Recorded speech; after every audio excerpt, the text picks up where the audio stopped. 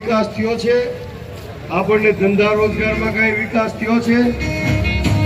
આપણી વચ્ચે ગોપાલભાઈ ઇટાલિયા આવી ગયા છે.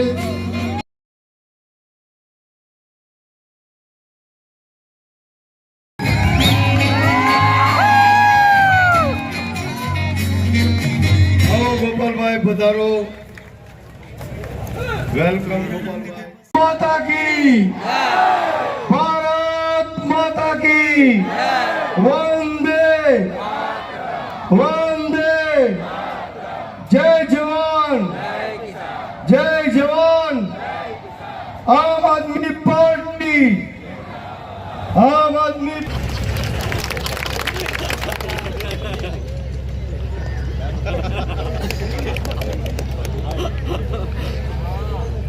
પૂર્વમાં જેની મહેક છે એવા એ યુવાન છે, અન્યાય સામે અવાજ ઉઠાવે એવા એ તુફાન છે. મિત્રો, જે રાતમાં હવે 30 વર્ષથી મૂલ્ય નાખી ગયેલી સરકારના સપનાઓમાં આવે છે એવા વિસાવદરના લોકલાડીલા ધારાસભ્યને આપણે સાંભળવા છે. ત્યારે હું ગોપાલભાઈ ઇટાલિયાને વિનંતી કરીશ કે પોતાની વાત રજૂ કરે. ગોપાલભાઈ ઇટાલિયા. મજામાં બધા?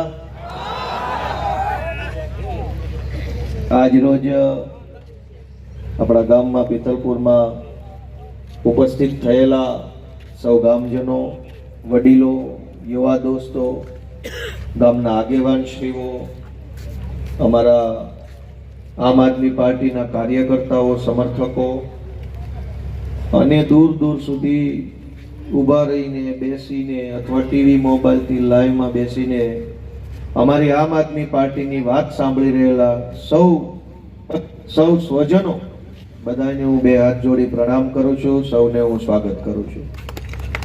આ સભામાં અમારા નેતા માનનીય શ્રી રાજુભાઈ સોલંકી ઉપસ્થિત છે. અમારા અન્ય બધા જ મહાનુભાવો આ મંચ ઉપર ઉપસ્થિત છે. એ બધાનો પણ હું હૃદયપૂર્વક ખૂબ ખૂબ આભાર વ્યક્ત કરું છું. અત્યારે રાજ્યની અંદર અને દેશની અંદર સૌથી મોટી સમસ્યા એ છે કે રાજનીતિમાં કોઈ સારો માણસ જ વધ્યો નથી. સૌથી મોટી તકલીફ. આપણે ગામડે જઈએ તો જે તે ગામનો માણસ હોય એ હું આગેવાન છું એટલે મારું ધ્યાન દોરે કે ગોપાલભાઈ અમારે અહીંયા ગોપનાથમાં આ મુદ્દો છે, જાંજમેરમાં આ મુદ્દો છે, ઘોઘામાં આ મુદ્દો છે, અહીંયા આ મુદ્દો છે, અહીંયા આ મુદ્દો છે. પણ ક્યારેય કોઈ એમ નથી કહેતો કે આટલા બધા મુદ્દા છે તો એ કઈ માયનો લાલ નેતા છે કે નહીં જે આ બધા મુદ્દા ઉપર કંઈક બોલે. ગામડે અનેક મુદ્દાઓ છે તો એ બધાય મુદ્દામાંથી પ્રયત્ન કરીને બે મુદ્દાનું નિરાકરણ લાવે એવો નેતા છે કે નહીં?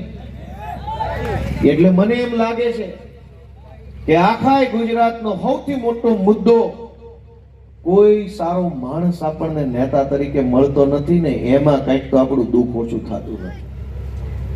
આ ગામમાં નેતા કોણ છે એ મને નથી ખબર. અરખે પરખેના બધા ગામમાં ભાજપના નેતા કોણ છે એ મને ખબર નથી. મને નામ પણ નથી આવડતું અને હું જોઉં તો ઓળખું નહીં કોઈને. છતાંય હું હવામાં એક ગોળો મારું છું કે જે સૌથી બદમાશ હશે, ગુંડા જેવો માણસ હશે, ગામને ધમકાવતો હશે, બધી સરકારી યોજનામાં તોડ કરતો હશે, ચૂંટણી ટાણે લોકોને બીવડાવી મત લેતો હશે, એ ભાજપનો મોટો નેતા હશે. મેં હવામાં ગોળો માર્યો છે. હું જોઈએ એ ઓળખતો નથી. હું હામાં મળે તો હું ઓળખું નહીં. પણ આખા ગુજરાતના ગામડે ભાજપના જેટલા નેતા છે ઈ ગામને બધવી નાખે, બે જ્ઞાતિ વચ્ચે ડખો કરાવે, લોકોને ડરાવે. સરકારી કાંઈ પણ યોજના આવે તો પહેલો લાભ એને જ મળે.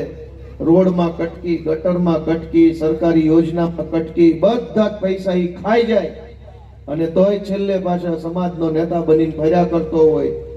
એવો જે માણસ હશે, બોગસમાં બોગસ ઈ નેતા હશે. મારી વાત સાચી છે કે ખોટી? અને ઈ પ્રશ્ન ખાલી અહીંયા નહીં, આખા ગુજરાતના જે ગામમાં ઉભો રહીને હું એમ બોલું કે બોગસમાં બોગસ માણસ હશે, હલકટમાં હલકટ વિચારો હશે, ગુંડામાં ગુંડો હશે, એ નેતા હશે.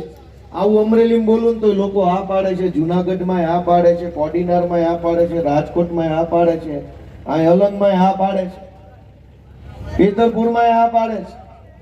એનો અર્થ શું થયો કે આખા ગુજરાતની રાજનીતિનો કબજો ગુંડાઓના હાથમાં આવી ગયો છે. તો સૌથી મોટો પ્રશ્ન શું થયો? ગામમાં પાણી નથી આવતું, ખેતરોની અંદર પાણી ક્યાંક, આ તો દરિયાકાંઠો એટલે એ ઉપાધિ ન હોય અહીંયા, પણ જે પકવું હોય એનો પૂરો ભાવ ન આવે, સુરક્ષા ન હોય, રોજગાર ન હોય, શાળામાં માસ્તર ન હોય, ડેપોમાં બસ ન હોય, ગામમાં તલાટી ન હોય, કોઈને કહેવા જાવ કોઈ સાંભળવા વાળો ન હોય. એ પ્રશ્ન નથી. પ્રશ્ન એ છે કે કોઈ નેતા જ નથી. હવે નેતા જ ન હોય, કોઈ સારો માણસ નેતા ન હોય તો ગામનું ભલું કેવી રીતે થાય? તમે ભલા માણસ કહો તો ખરા અમને. ભલું કરવું હોય તો પહેલા તો કોક હારો હજડબમ કડક કાળજા વાળો માણસ જોઈએ, કે જે ડરે નહીં, જે લલચાય નહીં, પાછું પગલું ભરે નહીં. એવો જે માણસ હોય, એના હાથમાં નેતૃત્વ આવે તો ઈ માણસ કંઈક પ્રશ્ન ઓછા કરવાની કોશિશ કરે.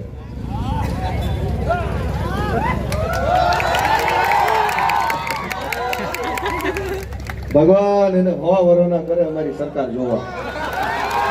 પહેલા મરી જાય તમારી સરકાર જોયા વગર ના જાય. એટલે હું તો કાયમ પ્રાર્થના કરું છું ભગવાન બધા ભાજપ વાળાને હવા વરોના કરે, જોતા જાય કે ગોપાલભાઈ ની સરકાર છે કેવી. ભયા ન જવા જોઈએ કઈ.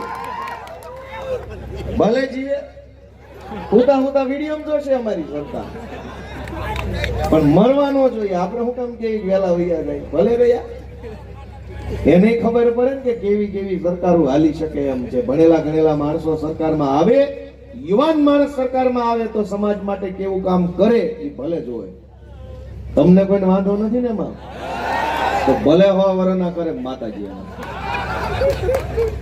30 વર્ષથી ઉપાડો લીધો છે કે વિકાસ થયો, વિકાસ થયો, વિકાસ થયો, વિકાસ થયો, પણ કોનો? તમે મને એમ કહો કે આ પિત્તલપુર ગામ છે, આજથી 15-20 વર્ષ પહેલા ગામમાં જેટલા માણસો રહેતા હતા એટલા જ અત્યારે રહે છે કે ઓછા રહે છે?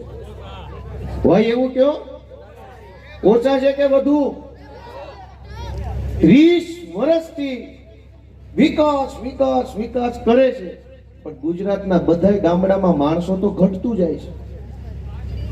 બાપ દાદાના ગામ મૂકીને બીજા ગામમાં, બીજા જિલ્લામાં, બીજા શહેરોમાં ભાગીને વયું જવું પડે. ઈ કેવો વિકાસ? અમારા બાપ દાદાના ગામમાં અમે રહી ન શકીએ. કોકે રાજકોટ જવું પડે, કોકે સુરત જવું પડે, કોકે ભાવનગર વયું જવું પડે. ઈ વિકાસ કેવો? નેતા તો એકેય ન ભાગવું પડ્યું, માણસ શું કામ ભાગ્યું?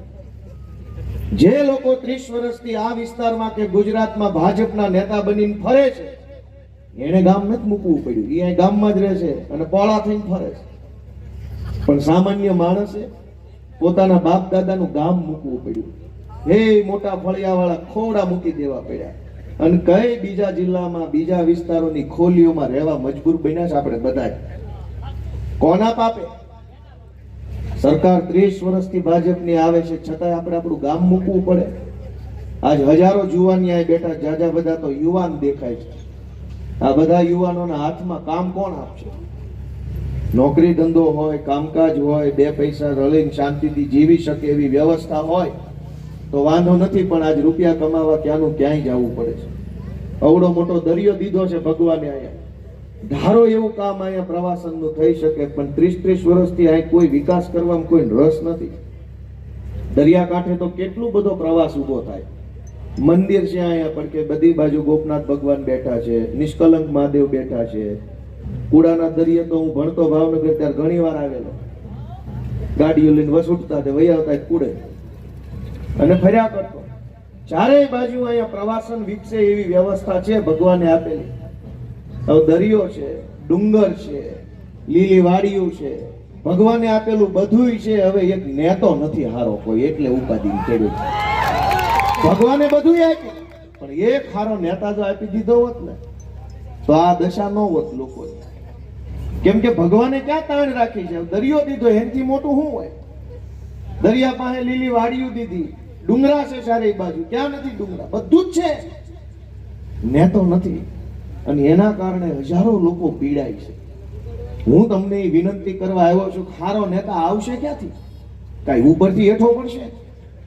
નહીં આવે. સારો નેતા સમાજે પેદા કરવો પડશે, સમાજે બનાવવો પડશે, સમાજે ઘડવો પડશે, અને જે સારો લાગે એને આગળ લાવવા માટે લોકોએ હાવણો દબાવવો પડશે. બાકી હારો નેતા નહીં આવે. લોકોએ હારો નેતા ઉભો કરવો પડે, અને નેતા હારો નહીં આપે તો એક પણ પ્રશ્નનું નિરાકરણ ક્યારેય જિંદગીભર આવવા નથી. પેઢીઓની પેઢીઓ મજૂરી કરવામાં વહી જશે. કેમ આ વિસ્તારમાં ભણતર ગણતરની વ્યવસ્થા ન થઈ? અનેક છોકરાઓ આપણા છે જેને જો સારી વ્યવસ્થા મળે ને તો ભણી ગણીને આખા રાજ્યનું ને આખા દેશનું નામ રોશન કરે ને એવી ક્ષમતા વાળા છોકરા આપણી પાસે છે. અને દરિયાકાંઠે રહેતા હોય તો તરવામાં હોશિયાર હોય. તરવાની ઇન્ટરનેશનલ કોમ્પિટિશનો થાય છે, સ્વિમિંગ કોમ્પિટિશન ઓલિમ્પિક્સમાં આવે છે. માઇકલ ફેલ્પ્સ નામ સાંભળ્યું હોય તો કોઈ છોકરા હોય, ઓલિમ્પિકની અંદર 10 વખત ગોલ્ડ મેડલ મળ્યો સ્વિમિંગમાં, તરવામાં.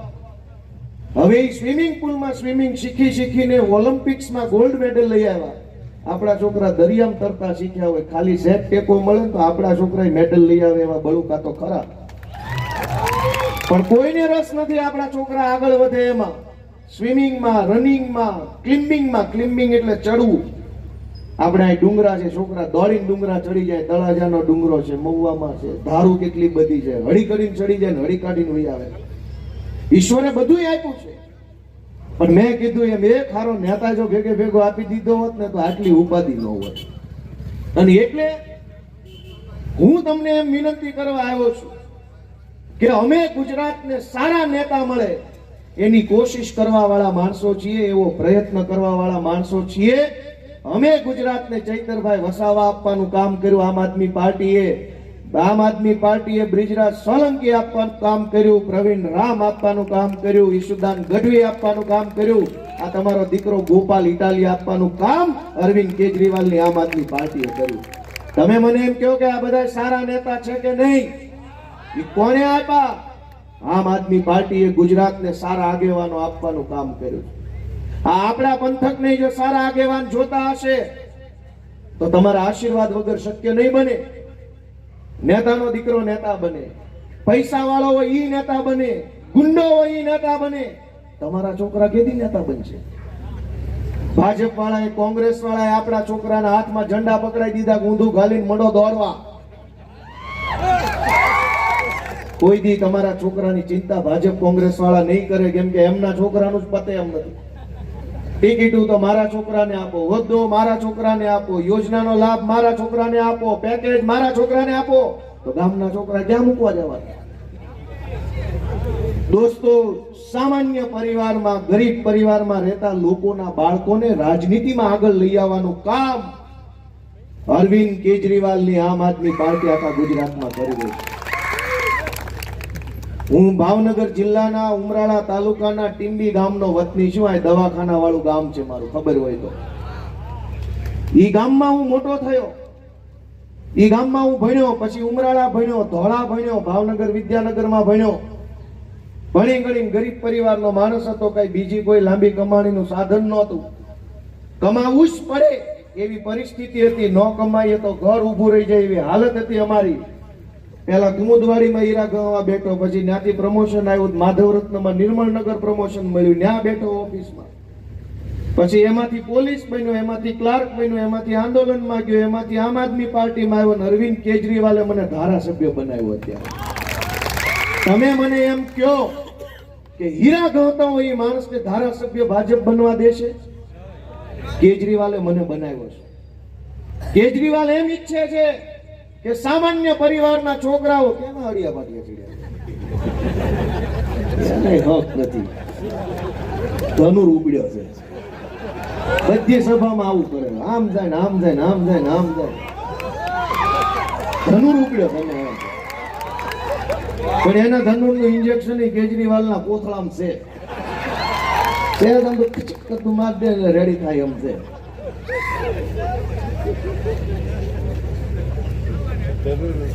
મિત્રો, હું તમને જે કઈ વાત કહું છું એ કઈ રાજકારણ નથી, એ સમજવા જેવી વાત છે. આપણા પોતાના જીવનારે જોડાયેલી વાત છે. હું ધારાસભ્ય બારાસભ્ય તો ઠીક, હવે પણ એક સામાન્ય પરિવારમાં જન્મેલો માણસ નેતા બની શકે, ધારાસભ્ય બની શકે, જિલ્લા સભ્ય બની શકે, સાંસદ બની શકે, એ કલ્પના કોઈ કરી શકો? આપણને તો ભાજપ કોંગ્રેસ એવું શીખવાડ્યું કે તમે ન બની શકો, તમારથી કાંઈ ન થાય, તમે ન ફોર્મ ભરી શકો, તમે ન આગળ આવી શકો, તમારા બધું ન કરાય, રાજકારણ બહુ ખરાબ છે. એટલું બધું ખરાબ હોય તો હું કામ સાંટો છો હીરામ બેજા? આપણે જ્યારે આમ આદમી પાર્ટીના લોકો રાજનીતિમાં આવે, ફોર્મ ભરે, ચૂંટણી લડવા ઊભા થાય તો ભાજપ કોંગ્રેસ વાળા આપણા ઘરે આવીને એમ કે તમારે આ ન કરાય, રાજકારણ બહુ ગંદુ છે. અમારા આવ્યા પહેલાથી ગંદુ છે. કર્યું કોને ગંદુ કર્યું? કયો હાલો, તમે તો 30 વર્ષથી છો. તમે ગંદુ કર્યું હોય તો ગંદુ હશે, અમે તો આવ્યા જ નથી હજુ.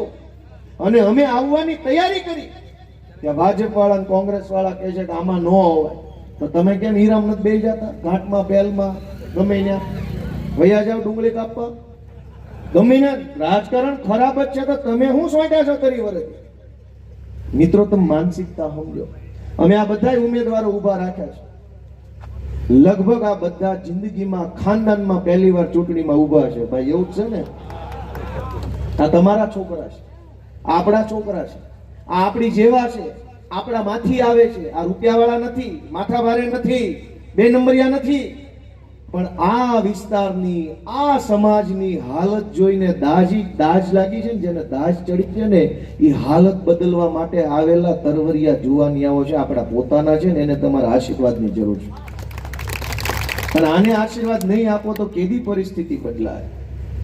આમણે હિંમત કરી છે આ વિસ્તારમાં કે આખા ગુજરાતમાં કોક માણા માથું પડે.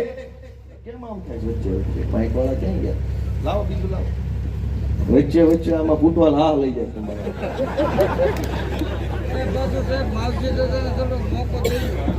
હેલો, હા હા. આ બધા યુવાનોએ ચૂંટણીમાં ફોર્મ ભર્યું, પહેલી વાર ફોર્મ ભર્યું. ભાજપ કોંગ્રેસ નું હાલે ને તો ગ્રામ પંચાયત નો સભ્ય નો બનવા દે. અને આજે જો આમ આદમી પાર્ટી ન હોય તો ગોપાલભાઈ ઇટાલિયા પોતાના ગામના સરપંચ હજુ આવતા 30 વર્ષ ન બની કે લાઈન જ એટલી મોટી છે. આ તો અરવિંદ કેજરીવાલ નું ભલું કરે ભગવાન, એને 100 વર્ષ ના કરે ને આ પાર્ટી 500 વર્ષ ની થાય કે અમારી જેવાનો વારો આવ્યો. હીરા ગણતા ધારાસભ્ય છે. આ ભાજપ કોંગ્રેસ વાળા થોડા આગળ આવવા દે. પણ તમે સમજો કે કોઈ માણસ માંદું પડે તો ભાજપ વાળા કોઈ દિવસ ઘરે ખબર કાઢવાય નહીં આવે ને એમ કહેશે નહીં કે લે ભાઈ 500 1000 કેટલા મોકલું, જા દવાખાને જઈએ.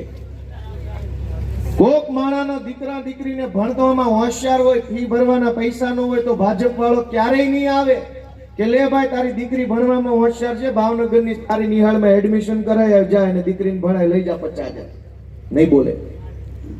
કોક માણસને દુકાન બનાવવામાં, મકાન બનાવવામાં કઈક પૈસાની જરૂર હશે, ભાજપ વાળો નહીં આવે. પણ ચૂંટણીમાં જેવું ફોર્મ ભરો તરત 25 ભાજપ વાળા આવે. બોલ કેટલા આપો? તરત ઓફર આવે. જેવો માણા, જેવી ગરજ એવડા પૈસા ઓફર કરે છે. કેમ ભાઈ? એટલા જ બધા પૈસા તમારામાં આવી ગયા, જાઓ ગરીબ માણસોને જઈને મંડો આપવા વગર ચૂંટણી ટાઈમે. આ બધાને દબાવવા ધમકાવવાની કોશિશ કરીએ છીએ. ચૂંટણીમાં ઉભા રહ્યો તો આપણા સમાજના આગેવાનના ફોન આવે, બટા તે આ બહુ ન કરવાની કરી, તારે ન કરે. કેમ? તમારે જ ગામને ઊંટિયા ચડાવવું છે? અમે આગળ આવી તમને વાંધો છે? હું નવો રાજકારણમાં આવ્યો તો અમારા સમાજના આગેવાન, બટા છોકરા તું ભૂલ કરે છે. ભૂલ તો અમે 30 વર્ષ કરતા, હવે સુધારવાની શરૂઆત કરી, ત્યાં તમને વાંધો પડ્યો. આપણા છોકરા આગળ આવે તો ભાજપ કોંગ્રેસને બિલકુલ ગમતું નથી. હું આજે નાના પરિવારનો માણસ, હું આગળ આવ્યો. તમે મને એમ કહો કે હું આગળ આવ્યો, હું ધારાસભ્ય બન્યો, આમ આદમી પાર્ટીમાં આવ્યો, એનાથી નાના માણાનું સારું થયું ખરાબ થયું મને કહો. હોય એવું કયો બધા? નાનો માણસ આગળ આવે તો નાના માણસોનું ભલું કરે, અને ગુંડો આગળ આવે તો ગુંડાનું ભલું કરે, રૂપિયા વાળો આગળ આવે તો રૂપિયા વાળાનું ભલું કરે. અને આપણે કોઈ પણ નેતાને મત હું કામ આપીએ છીએ? દાખલા તરીકે કોઈ નેતાને મત આપો, બહુ સમજવા જેવી વાત છે કે કોઈ નેતાને તમે મત આપો તો મત એટલે આપો છો કે જા ભાઈ મેં તને મત આપ્યો, તું સરકારમાં જાજે અને સરકારને કહેજે કે અમારા ગામમાં એક શાળા બનાવે જેથી આપણા સમાજના બધા દીકરા દીકરીઓ અહીં ભણી અને કલેક્ટર મામલતદાર બને. આ હાટું જ મત આપવાનો હોય ને? 4-5 જણા આ પાડે એનો ખૂબ ખૂબ આભાર. આપણે મત આ હાટું જ આપવાનો હોય ને કે લે ભાઈ મેં તને મત આપ્યો, તું જા સરકારમાં, તારી સરકારને કે અમારા ગામમાં નિશાળ બનાવે, જેથી કરીને આપણી નાતના બધા છોકરાને એમાં ભણાવી ભણી ગણીને છોકરા આગળ વધે. આ હાટું જ મત હોય ને. આ શું થયું? મત આપણે આપ્યો, એ સરકારમાં ગયા, ત્યાંથી એની પોતાની શાળાને મંજૂરી લઈ હતા, પ્રાઇવેટ શાળા. એટલે નેતાની પોતાની કાયમની કમાણી ચાલુ થઈ ગઈ. ગોપાલભાઈને તમે એટલે મત આપ્યો તો, ગોપાલ તું અમારો છો, અમારા માંથી આવે છો, અમારા ગામનો છો, અમારી નાતનો છો, તું કઈક અમારું સારું વિચારીશ, જા સરકારમાં ને એક નિહાળ બનાવડાય. તો ગોપાલ ગયો સરકારમાં, ઘરની ખોલીને આવ્યો. એવી રીતે ઘરના દવાખાના, ઘરની શાળા, ઘરની બસો. તમે જે નેતાને સરકારી શાળા બનાવવા મત આપો છો, એ પ્રાઇવેટ શાળા બનાવીને પાછો આવે છે. જેને તમે સરકારી દવાખાના બનાવવા મત આપો છો, એ ઘરના દવાખાના ખોલીને પાછો આવે છે. તમે જેને સરકારી બસો ચાલુ કરાવવા મત આપો છો, એ પ્રાઇવેટ વોલ્વો મૂકી દે છે. અને પોતાની